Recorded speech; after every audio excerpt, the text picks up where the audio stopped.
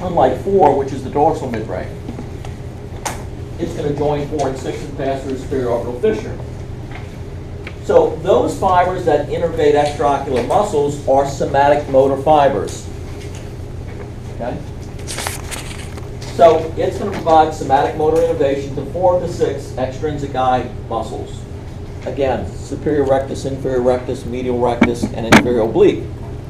And you would think, wow, that's a lot. It's doing a lot of stuff. But it does more.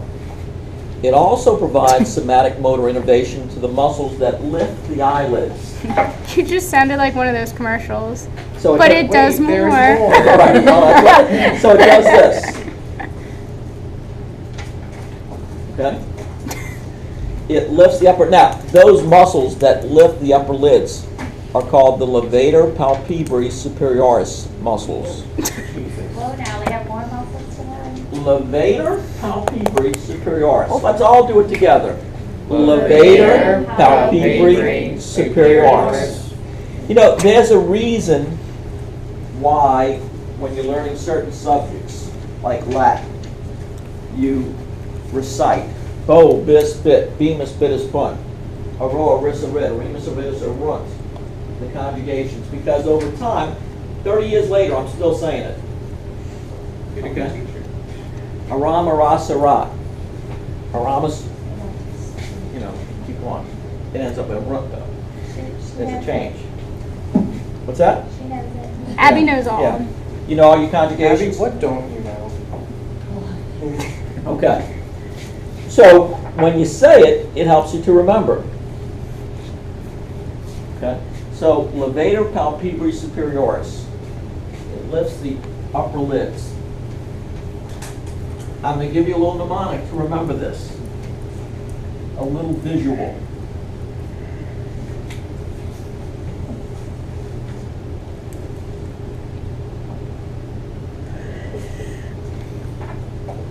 This isn't going to work if we Think of cranial nerve 3 as a Roman numeral 3 that's thinning open the eye. It opens the eye. Now, cranial nerve 7, the facial nerve, does this. It acts like a hook and pulls down the lid. It closes the eye. So oftentimes people confuse the functions of 3 and 7. You know, on a test they might say that 3 closes the eye. No, 3 opens, it lifts the upper lid, 7 closes. And you can use this little visual to help.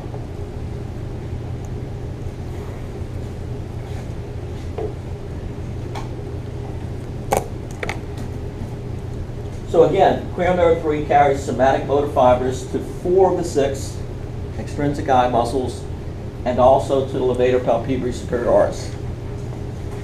It also carries autonomic motor fibers, which of course then have to be parasympathetic.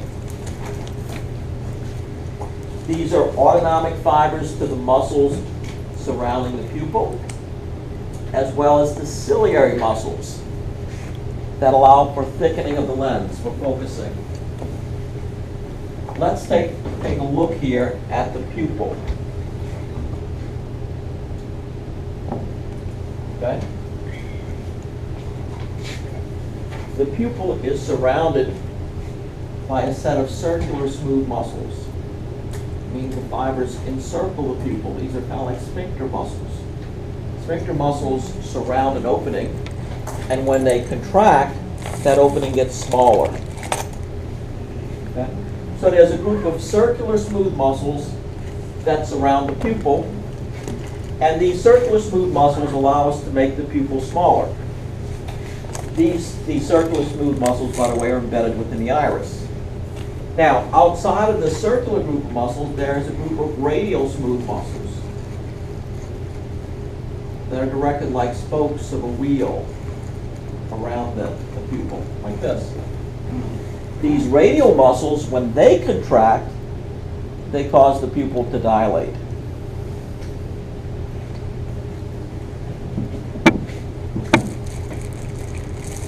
Now, the third cranial nerve, the oculomotor nerve, only innervates the circular smooth muscle, or we can call this pupillary constrictor muscles. So this represents axons from the third nerve, providing innervation to that circular smooth muscle. Remember that the third nerve is carrying parasympathetic autonomic fibers. Okay.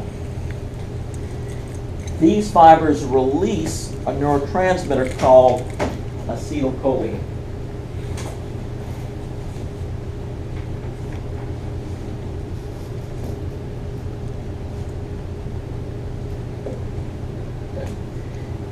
And that neurotransmitter then, the acetylcholine, has to bind to receptors along the cell membrane of that smooth muscle. Okay? The type of receptors to which the acetylcholine binds is called a muscarinic receptor. A muscarinic receptor. And so once acetylcholine binds to the muscarinic receptor, then the pupil constricts. The term we use for pupillary constriction is meiosis. Meiosis.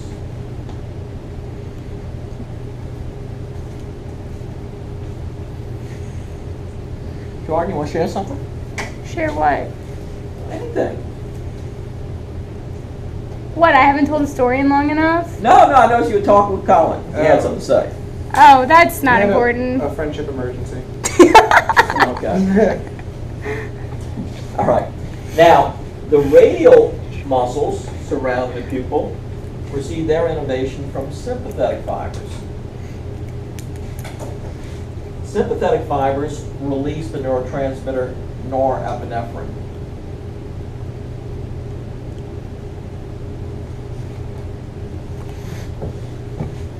Okay. And this norepinephrine binds to a type of receptor called an adrenergic receptor. In fact, we'll call it an alpha adrenergic receptor. These receptors are located along the cell membrane of that radial smooth muscle. And once the neurotransmitter binds to the receptor, it triggers contraction of the muscle. And in this case, because you're contracting the radial smooth muscle, it brings about pupillary dilatation. It's called mydriasis. Mydriasis. Can you repeat the definition of that again? Okay. Mydriasis refers simply to pupillary dilatation. The pupil gets bigger. Thank you. Sure. Now, you may go to an eye doctor at some point in your life, and he wants to take a good look at your retina. To do that, he has to dilate your pupil. It's my least favorite experience. Okay, what is that? I do not like that. No, it's No. not. It's not always pleasant. It's not often kind. I don't like things. But in being order put to my dilate eye. the pupil, the eye doctor is going to give you a drug that may block that muscarinic receptor so that acetylcholine can't bind to it. Okay? So, how does that balance the influence of sympathetics and parasympathetics? If you're blocking the parasympathetic input, it leaves the sympathetic input unbalanced, and so the pupil dilates. So like everything's blurry. All right, so he's going to give a drug that either blocks the muscarinic receptor, or alternatively, he can give a drug that stimulates these alpha adrenergic receptors, what would be called an adrenergic agonist. So either way, he can use either one or the other. How did they choose? Last time I went, he used atropine, which blocked the muscarinic receptors. How did they choose? I don't know. You have to ask him. I'm sure it's a matter of preference. My doctor's a female. Mm-hmm. Well, I mean, Or she. I don't think that's part of the equation. I'm just saying. Okay. So the third nerve is going to bring about meiosis. You know that when you go outside into the light, what's your normal pupillary response to light? what reflex is triggered? The pupillary light reflex. And part of that reflex is mediated by the third cranial nerve. And so your pupils constrict. If you see the eye doctor and he gives you a drug that blocks the motor limb of that reflex, then when you go out to the light, you can't constrict. That's why they give you those glasses. Right. That's why you get the cool glasses. So that symptom Cool. is called photophobia. Photophobia literally means fear of the light. But it means that your eyes are sensitive to the light because of the fact that they can't undergo pupillary constriction. That's a very important concept. Okay? I think everyone fears the light. Everyone fears the light. Right. The Yeah. light. Yes. I work in the light. Like on the top part, the cranial nerve 3 is attached to the inner muscles. Right. What's the one attaching to the outer muscles? Those are sympathetic nerve fibers. You're not going to have to There's learn not those anything nerves. specific. No, I'm not going to use specific names. No, I am. I'm going that bus. I'll be catching it. You're getting a good bus. Okay.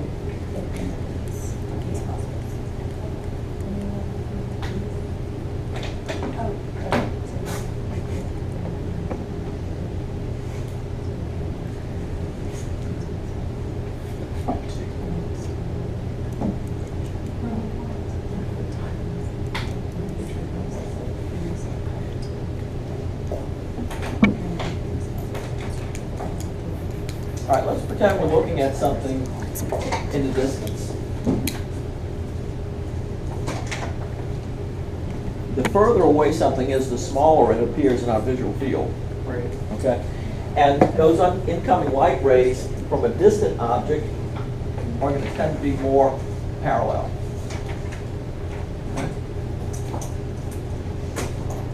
As they pass through the pupil and then through the cornea, then the anterior chamber of the eye, and then finally they reach the lens. And the lens is going to further bend those incoming light rays. In other words, when light rays pass from one medium into another medium, they're bent. The term we use for that is refraction. And so the lens is going to bend those incoming light rays so that then they're focused on the retina. So the retina is going to be the focal plane upon which these light rays are focused. In fact, that object is going to really be focused on the retina upside down. Yes. But not to worry, because our brain will make the correction. Okay? If we're looking at something close up, within our near field of view, it's going to look a little bit bigger.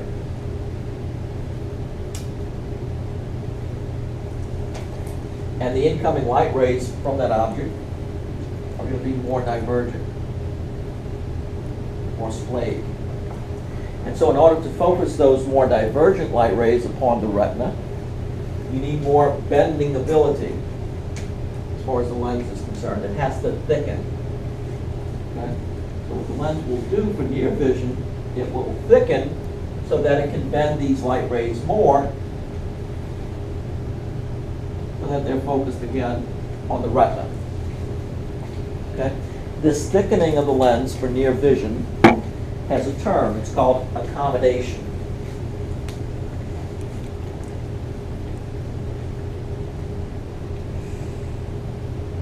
So accommodation is the thickening of the lens for the purpose of near vision. When we read a book, our lens thickens. This accommodation is mediated by smooth muscle called ciliary muscles. Now these ciliary muscles are attached to little ligaments which extend to the lens. When the ciliary muscle contracts, the lens thickens. Okay? And it's the third nerve that provides innervation to this ciliary muscle.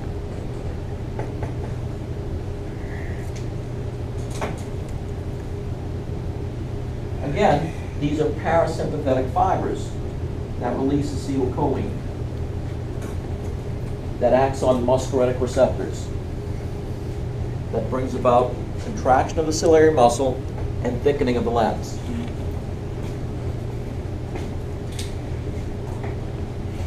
So the third nerve plays a big role in near vision.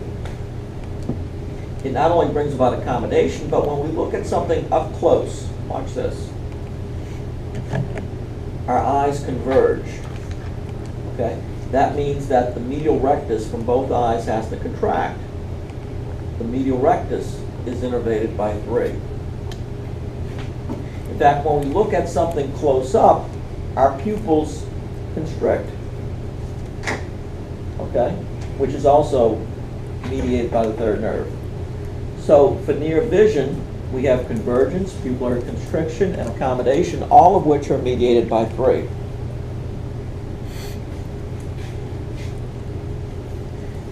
In general, when we gaze upon objects or move our eyes move in concert. So if I want to look at that left wall, okay, I have to contract my left lateral rectus and my right medial rectus together so that my eyes move together.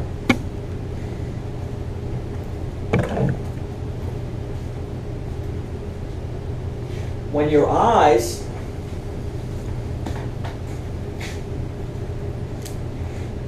don't move together, okay? When, let's say, one moves in and the other is looking straight out. That's referred, what's that?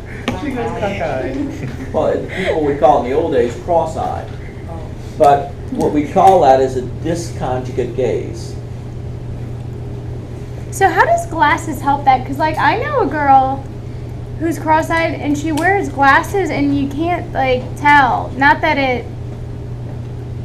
Like, if she takes her glasses off, you can, but the glasses, like, focus, like, I don't... Yeah, they use prisms or Okay. a lens shape that helps bend those light rays Okay. to correct the defect. Because when you have a disconjugate gaze, you're going to have double vision. Okay? The term for that is diplopia. What about, is that like having